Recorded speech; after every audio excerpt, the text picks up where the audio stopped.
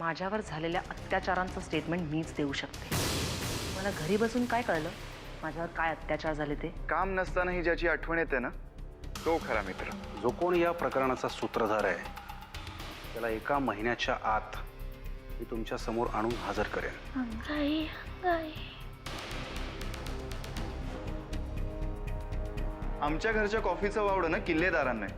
तू थोडीच किल्लेदार आहेस. हे बघ, मी तुला ऍड्रेस SMS करतोय, लगेच ये इकडे. दुपट्टा उड़ गया तेरे हवा से.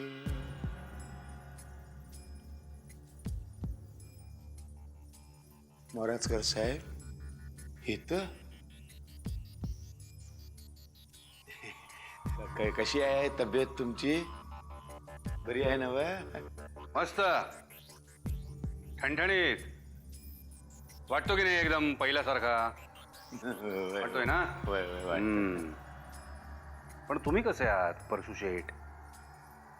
मी ऐकलं तुम्हाला गोळी लागली होती म्हणे. हा म्हणजे आता गोळ्या झाल्याला काय घाबरत नाही मी तुम्हाला सांगतो साहेब, लहानपणापासून माझी लय इच्छा होती हो. म्हणजे मिलिटरीमध्ये जावं, सैनिक व्हावं. मिलिटरीमध्ये गेलो असतो की नाही आतापर्यंत निदान 4-5 वेळा तरी परमवीर चक्र भेटलं असतं बघा. आता ती काही इच्छा पुरी झाली नाही.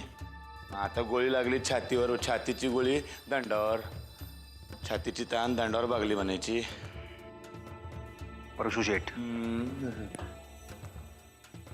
तुमचं कौतुक करावं तेवढं थोडं आहे. जरा बसा ना आमच्या जवळ सुद्धा इकडे. आम्हाला खूप कौतुक करावंसं वाटतंय तुमचं. नाही ते बरोबर आहे. मला जायचंय तिकडे देवळात. जगन्नाथ महाराजांचं भारूड लावलंय, ऐकायला जायचंय. हा का तुम्ही? नाही, तुम्ही नाही जाऊ शकत. काय, मला तुमच्याशी जरा महत्वाच्या विषयावर बोलायचंच आहे. साहेब, आता एकनाथ महाराजांच्या भारुडापेक्षा तुमचं बोलणं महत्वाचं आहे का? नाही आहे ते.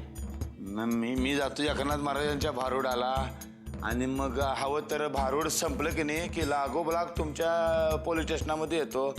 मग भारुडावर बोलू आणि तुम्ही काय म्हणताय त्या विषयावर बोलू. भारुडावर बोलायला मला खूप आवडतं. परशू शेठ, भारूड हा माझा आवडता विषय आहे. आणि त्यात एकनाथ महाराजांचं भारूड माहिती आहे ना? विंचू चावला पाठ होता माझं एकेकाळी, मुखोद्गत. बरेच दिवस झाले मला तसे काही चावरे विंचू पकडायचेत आणि त्यांच्या ना नांग्या तोडायच्यात. एकनाथ महाराज सांगून गेलेत, मनुष्य इंगळी अति दारुण, मनुष्य इंगळी अति दारुण, मज नांगा मारिला तिने. मज म्हणजे एकनाथ महाराज. मज नांगा मारिला तिने, सर्वांगी वेदना जाण त्या इंगळीची. ती जी मनुष्य इंगळी आहे ना, बरेच दिवस झाले मी शोधतोय. शोधा शोधा शोधा तुम्ही. मी पण तुम्हाला मदत करेन हवं तर. पण आता येतो मी. हा परशू शेठ,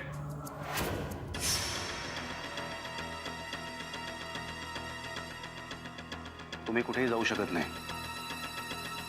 तुमच्या खोलीत चला, मला तुमच्याशी महत्वाच्या विषयावर बोलायचंय.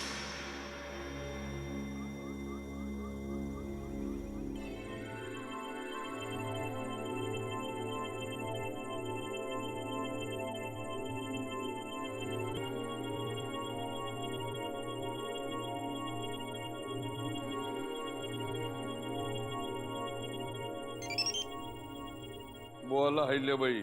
आता बातमी छापण्यासाठी तुम्ही मुहूर्त शोधताय का? मग मलाही सांगा ना, कोणत्या मुहूर्तावर बातमी छापणार आहात? काय अहिल्याबाई, आम्ही ती बातमी छापू शकत नाही. तुम्ही काय बोलताय? तुम्हाला कळतंय ना का अजूनही झोपेत आहात?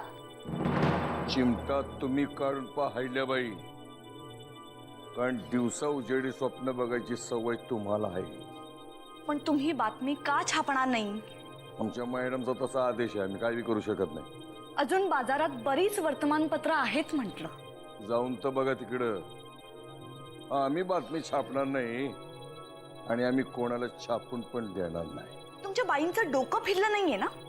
अहिल्याबाई, तुम्ही आता फोनवर आहात म्हणून नाहीतर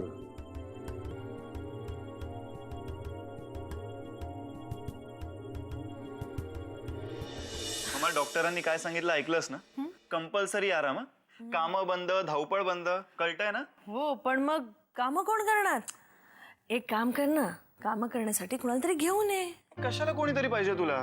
मी आहे, जना काका आहे. हे मी तुमच्याबद्दल नाही म्हणत आहे, सुनबाई बद्दल बोलतेय. बघ, सुनबाई आली ना की मी फक्त आणि फक्त आराम करणार. येस. मामा, मी काय म्हणतोय, तुझ्या बिट्टूसाठी तू एखादी मुलगी पसंत केलीस? पण बिट्टूने नक्कीच केली असेल. आहे का? मला कुठे या असल्या कामांसाठी वेळ आहे? नाही ना. अच्छा अच्छा, मग आज जी येणार आहे ती कोण आहे?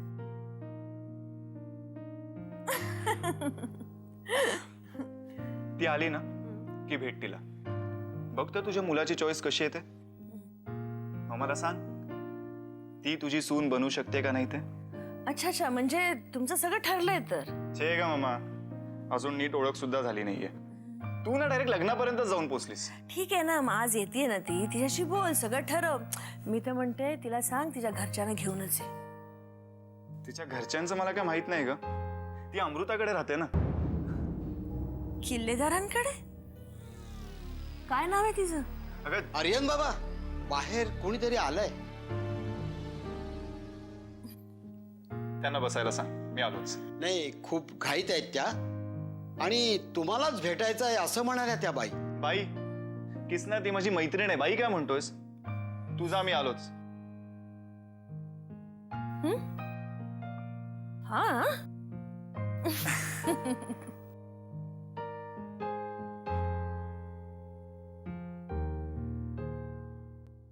वा परशु शेठ, वा. नाही म्हणजे तुमच्या धाडसाचं कौतुक करावं तेवढं थोडं आहे. आणि आता मला जरा ते तुमच्या तोंडून ऐकायचंय. आता मी माझ्या तोंडून माझ्याबद्दल कसं काय बोलणार? हो, नाही ते बरोबरच आहे. आपणच आपली स्तुती कशी काय करायची. वय वय. नाही ठीक आहे, पण मग तुम्ही मी विचारतो त्या प्रश्नांची उत्तरं तरी द्याल? आणि मला खात्री आहे तुमच्यासारखा धार्मिक देवधर्म करणारा माणूस खोटं नाही बोलणारा. खात्री आहे मला. मला सांगा, त्या अमृताचा पत्ता तुम्हाला कसं काय कळला हो? म्हणजे कसा आणि काय आता माझी माणसं असतात हो. माझी माणसं आहेत ना, त्यांनी तो शोधून काढला. हा, होय. कोण माणसं आणि नावं काय आहेत त्यांची? नाही नाही, अशा अशा शूरवीर माणसांना भेटायला मला आवडेल. मला नक्की आवडेल. हो. म्हणजे आता माझी माणसं आहे ती, म्हणजे कसं आहे, कॉन्फिडेंटल आहे हो. कॉन्फिडन्स आहे, म्हणजे विश्वासातली आहेत ना ती. त्यांची नावं अशी फोडता येत नाहीत. नाही नाही, तसं असलं तरी मला त्यांची नावं द्या. काय आहे, पोलीस खात्यात अशा शूरवीर माणसांची खूप गरज आहे. त्यामुळे चला, त्यांची नावं मला पटापट सांगा. चला. मी खरं सांगतो आता, म्हणजे माझी नाही तो, राग्याची माणसं. राघोबा आंबुरे सावकार आहे आपल्या गावातला, रमावतीमधला. त्याचा तुमचा काय संबंध? हो, काय संबंध म्हणून काय विचारताय राव. लहानपणापासूनची दोस्ती आमची, एकत्रच वाढलो, खेळलो आणि माझी बरीच कामं करतोय तो. अच्छा, म्हणजे तुम्हाला म्हणायचंय की आजवर जे काम पोलीस डिपार्टमेंट करू शकलं नाही ते तुमच्या राघोबा आंबोरेनं केलं. अहो काय साहेब, आता राघोबाला ओळखत नाही तुम्ही? लई भारी माणूस आहे. होय, होय. म्हणजे या राघोबा आंबोरेच्या पदरी जवळजवळ सगळे सुपरमॅनच काम करतात, हो की नाही? तुमच्या म्हणण्याप्रमाणे. मला जरा पत्ता देता का या राघोबा आंबोरेचा? सावकार आहे तो रमावतीमधला. तुम्ही एक काम करा, रस्त्यावरच्या भिकाऱ्याला जरी विचारलं की नाही, तो पण दाखवेल त्याचं घर. होय, ठीक आहे. त्या इंदुलकर नामक किडनॅपरला तुम्ही तुमच्या पिस्तुलातनंच गोळ्या घातल्या ना?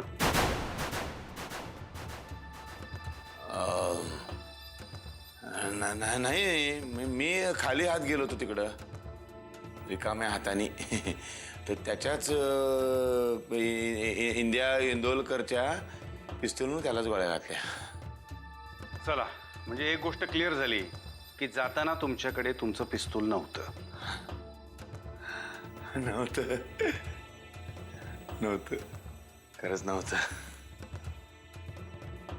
खरं तर या गोष्टीचं मला खूप आश्चर्य वाटतंय, पण तुम्ही म्हणताय तर नसेल कदाचित.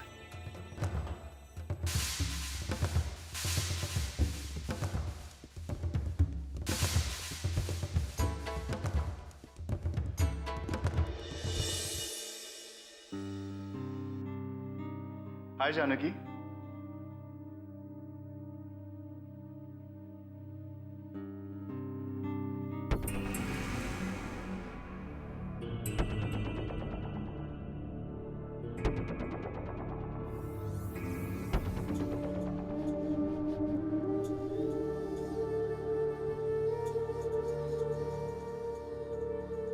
हे काय कुठे फॅन्सी ड्रेस कॉम्पिटिशन मध्ये वगैरे भाग घेतलायस का? जानकी मी काय विचारतोय? हा हा काय अवतार केलायस तू? सांग ना. जानकी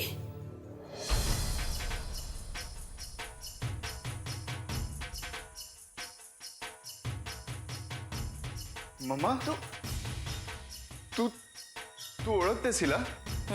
मी सांगते. मी जानकी किल्लेदार. म्हणजे तू अमृताचीच कोणी? आई आहे मी तिची.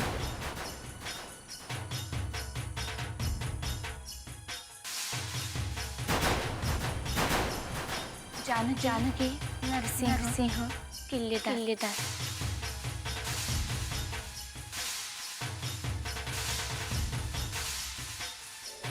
जानकी तू जर खरंच नरसिंह किल्लेदारांची बायको आहेस तर मग इतके दिवस माझ्याशी खोटं का बोललीस? मी कधीच तुझ्याशी खोटं बोलले नाही आर्यन. आपली ओळख अमृताने करून दिली होती. म्हणजे अमृता माझ्याशी खोटं बोलली तर? नाही, ती खोटं नाही बोलली. मला कधी आई मानलंच नाहीये. आमच्यात मैत्रीचंच नातं आहे. हे बघ जानकी, तुमच्या फॅमिली ड्रामामध्ये ना मला काडीचाही इंटरेस्ट नाहीये. तुम्ही दोघींनी मिळून मला मूर्खात काढलं जानकी. आर्यन माझ्यावर विश्वास ठेव. जानकी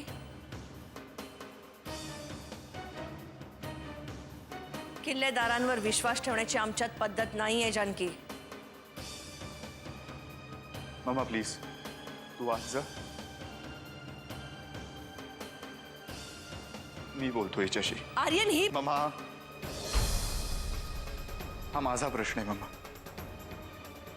तू मला सोडू दे प्लीज. हा प्रश्न तुझा नाहीये आर्यन. ही नरसिंहाची चाल असू शकते. त्यांना यातलं काहीही माहिती नाहीये. उलट अमृताला सुद्धा हा तुमचा मुलगा हे माहिती नव्हतं. तू इथे कशासाठी आलीस? मी बोलवले तिला इथे.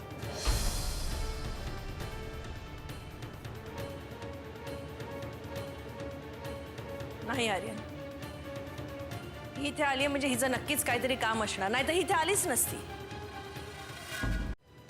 होय, माझं काम आहे.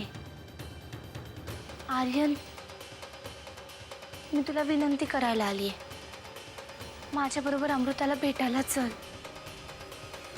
तिला तुझी गरज आहे. जानकी किल्लेदार, पाहुण्या म्हणून आल्या आहात. पाहुणचार घ्या आणि निघा. मम्मा मम्मा तू आज जा. मला हिच्याशी थोडं बोलायचंय प्लीज. आर्यन ही मम्मा प्लीज प्लीज.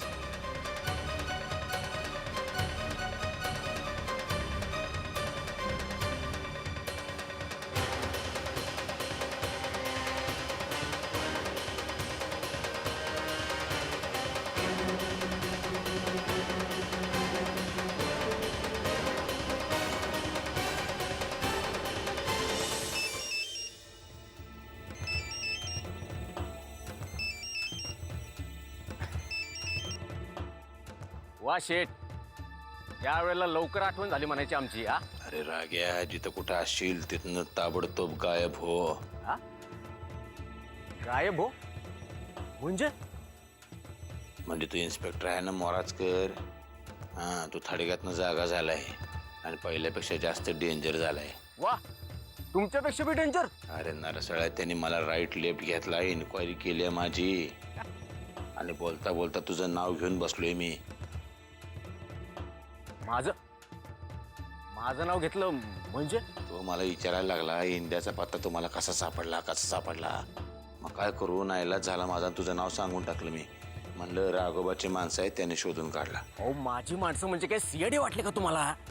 पत्ता शोधला म्हणे. मी बोलून बसलो रे बाबा तुझं नाव. आता कसं वाचायचं ते तुझं तू ठरव. आता मी कसा वाचणार? अहो शेठ, घरी येऊन जेमतेम 4 दिवस झाले होतो. आता तेवढ्यात तुम्ही सांगताय गायब व्हावं म्हणून? ये नरसाळ्या, इतका वेळ तुझं बोलणं कधी ऐकून घेतलंय का मी? आता ऐकून घेतोय ना, म्हणजे काहीतरी सिरियस आहे. लक्षात ठेव. फोन ठेव आणि गायब होतीत ना.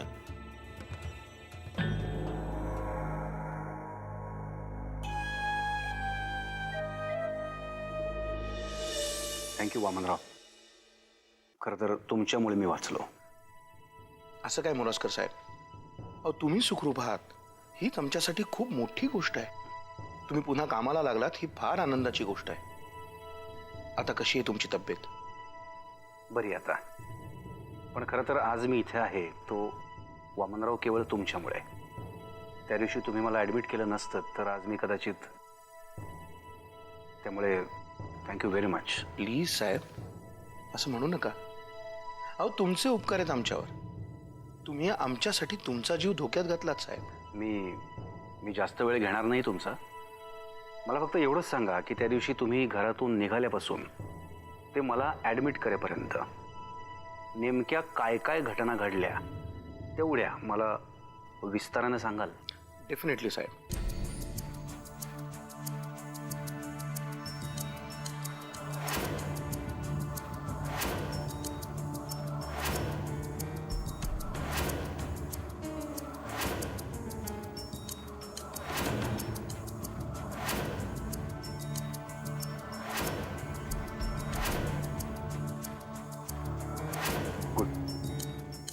थोडा आणखी ताण देऊन मला सांगा, त्या दिवशी जानकी वहिनींच्या पाठीमागून जंगलात जाताना तुम्ही कोणाला पाहिलं? नाही, नक्की नाही. जानकी एकटीच आत गेली, मागणं कोणीही गेलं नाही. एक शेवटचा प्रश्न. तुम्ही तिघही जेव्हा चेण्याच्या दिशेनं निघालात तेव्हा परशु शेठकडे पिस्तूल होतं? हो, तेव्हा परशुकडे त्याचं पिस्तूल होतं. म्हणजे ऐन वेळेला त्या किडनॅपरनी काही शहाणपणा करू नये म्हणून त्यांनी ते बरोबर घेतलं असावं. आणि अगदी खरं सांगायचं तर आम्हाला काही होऊ नये म्हणूनच तो आमच्या बरोबर आला होता. नाही, मी खाली हात गेलो होतो तिकडं रिकाम्या हाताने.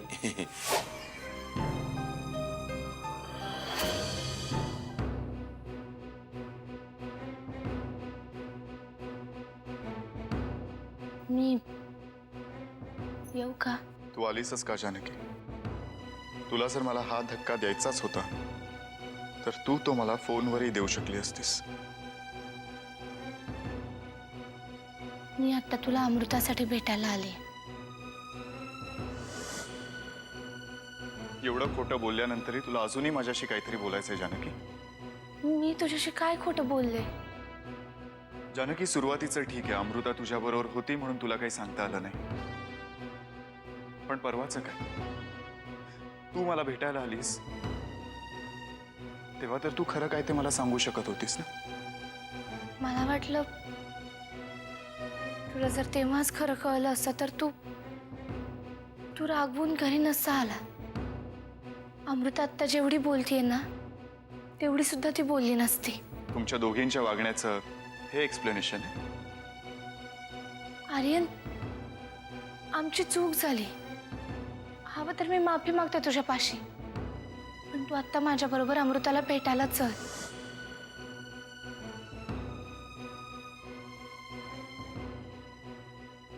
इतकं सगळं होऊनही मी अजूनही त्या घरात येईन असं तुला वाटतंय जानकी? मला जेवढा तुमच्या खोटारडेपणाचा राग आहे ना, त्याच्यापेक्षा कितीतरी पटीने जास्त राग मला त्या खुनी नरसिंहाचा आहे. आर्यन, जसा तुला तुझ्या आईबद्दल बोललेलं आवडत नाही, तसंच माझ्या नवऱ्याबद्दल बोललेलं मी खपवून घेणार नाही.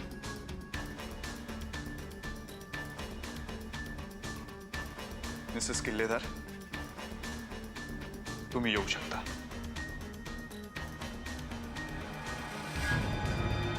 मला जेवढा तुमच्या खोटारडेपणाचा राग आहे ना, त्याच्यापेक्षा कितीतरी पटीने जास्त राग मला त्या खुनी नरसिंहाचा आहे.